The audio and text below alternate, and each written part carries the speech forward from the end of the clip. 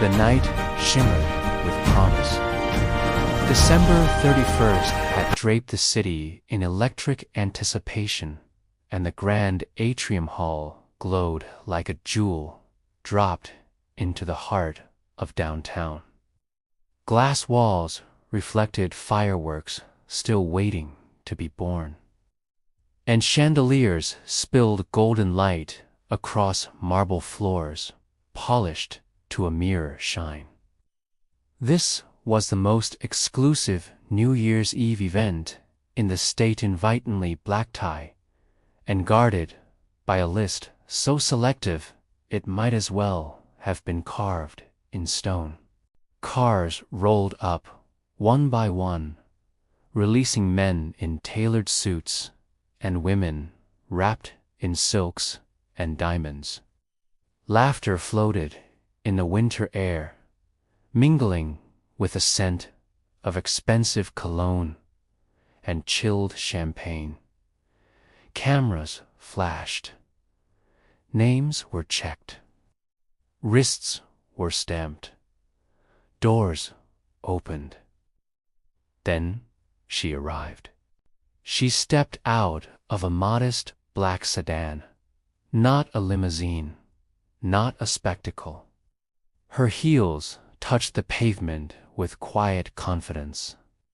She wore a deep sapphire gown that hugged her frame with understated elegance. Her hair pulled back into a smooth, deliberate style that spoke of intention rather than ornament. No entourage, no noise, just presence. She walked toward the entrance with calm assurance, clutching a small black clutch in one hand and her phone in the other. Her eyes swept the building, not in awe, but in assessment, like someone familiar with rooms like this, someone who knew how power moved through spaces. At the door stood two security guards in tailored black suits. One of them, a tall man with a stiff posture and a practiced smile, glanced at her and then quickly looked away. The other, younger, leaned in slightly. "Ma'am," the taller one said, stepping forward, his tone polite but firm. "This event is private. Invitations only." She smiled politely. "Yes, I have one. He didn't ask for it." Instead, his eyes flicked over her again, lingering just a second too long. "We're at capacity right now. You'll need to wait outside." She blinked once. "I'm on the guest list." He nodded in a way that suggested he hadn't heard her. "Yes, ma'am, I understand. But tonight's guests are expected. We'll let you know when space opens up." Behind her, a couple arrived, laughing loudly. The man barely slowed his stride as he said his name. The guard smiled wide, stepped aside, and welcomed them in without hesitation. She watched it happen, her expression unchanged. "I'm expected," she repeated calmly. The guard's smile thinned. "Ma'am, please step aside. You're blocking the entrance." A few people nearby glanced over. A woman in a sequined dress gave a brief, uncomfortable look before turning away. A man whispered something to his date, both of them smirking faintly. The woman took one step to the side, not because she was told to, but because she chose to. She stood near a sleek marble column, the cold of the night brushing her skin. She crossed her arms lightly, not to keep warm, but to wait. Inside, the music swelled. Minutes passed, then more. The guard avoided eye contact now. The younger one shifted uncomfortably. Finally, she spoke again, her voice calm, but carrying an edge that cut clean. "Could you please check the list for my name?" He sighed, as if burdened by her persistence. "What's the name?" "Dr. Alana Brooks." He turned to the tablet reluctantly, scrolling with one finger. His brows furrowed, then tightened. He scrolled again, slower this time. The color drained slightly from his face. He cleared his throat. One moment, he stepped aside and whispered to his partner. The partner leaned in, looked at the screen, then looked at her. His posture shifted, subtly at first, then dramatically. "Oh," he said under his breath. Before he could speak again, a man in a tuxedo hurried toward them from inside, his face flushed with urgency. "Dr. Brooks?" he asked, almost breathless. She turned her head. "Yes." His eyes widened. I'm so sorry. I'm the event director. We've been expecting you. We've been calling your phone." She lifted her phone slightly. "It's on silent." The guards froze. The director clasped his hands together nervously. "There's been a terrible misunderstanding. Please, come in. The countdown rehearsal is waiting for you." The guards stepped aside instantly, their earlier confidence dissolving into stiff formality. The taller one swallowed hard. "I apologize, ma'am," he said quietly. She met his eyes, not with anger, not with triumph, but with something heavier. Disappointment. She walked past them, heels echoing against the marble as the doors opened wide.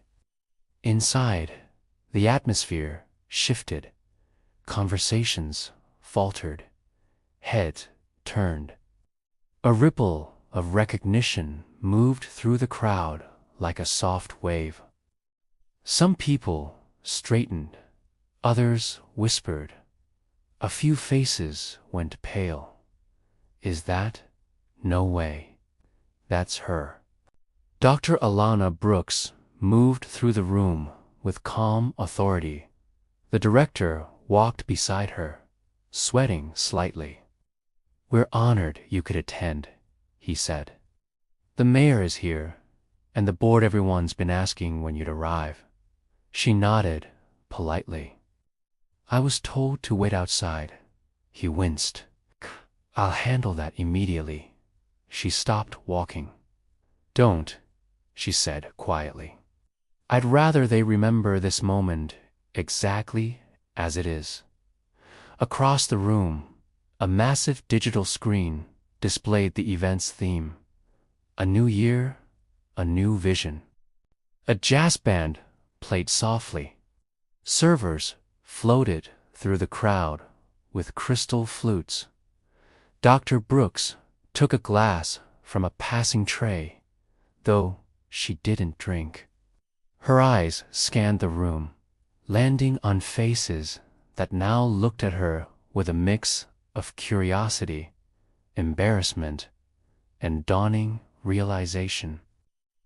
At exactly 11:45 p.m., the lights dimmed. The host took the stage, microphone in hand. "Ladies and gentlemen, thank you for joining us on this incredible night. Before we begin the final countdown, we have a special announcement." He glanced toward Dr. Brooks. "Tonight's celebration is made possible by a partnership that will change the future of this city." A pause. "Please welcome the woman whose vision made this possible, chairwoman and CEO of Brooks Global Development, Dr. Alana Brooks." Silence fell like a held breath. Then the room erupted. Applause thundered from every corner.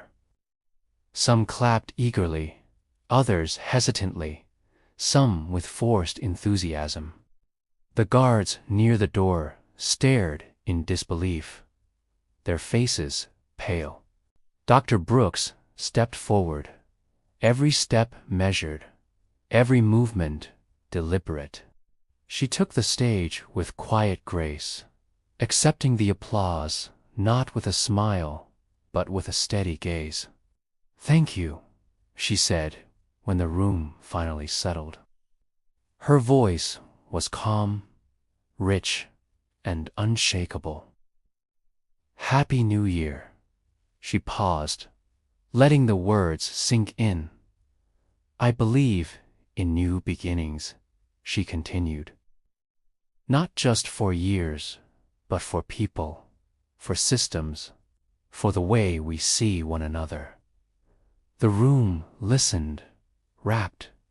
"This building," she gestured around her, "this district, this entire redevelopment project exists because we chose to invest in equity, in opportunity, in the belief that talent does not look one way, sound one way, or arrive in one kind of car."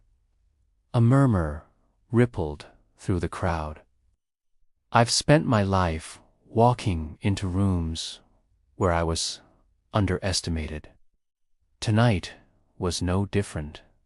The air thickened. "Okay, but here's the thing," she said, her voice steady. "I don't need permission to belong in spaces I helped build." Silence followed, heavy, honest. "Tonight, as we count down to a new year, I invite all of you to reflect, not on who you let in, but who you made wait outside." She stepped back from the podium. The applause this time was different, slower, deeper, real, as the clock began its final countdown. The guards stood frozen, eyes fixed on the floor. 10, 9, 8. Fireworks began to crackle outside, light spilling through the glass. 7, 6. Dr. Brooks lifted her glass. 5, 4. The room followed. 3, 2, 1. Cheers erupted. Confetti burst from the ceiling. Music swelled. Strangers hugged. Glasses clinked. But near the entrance, 2 men stood in silence, watching a woman they had dismissed moments earlier become the center of the world they thought they controlled. Dr. Alana Brooks turned slightly, her gaze finding theirs one final time, not with anger, not with pride, with certainty, the kind that doesn't need to announce itself, the kind that walks in even when told to wait outside.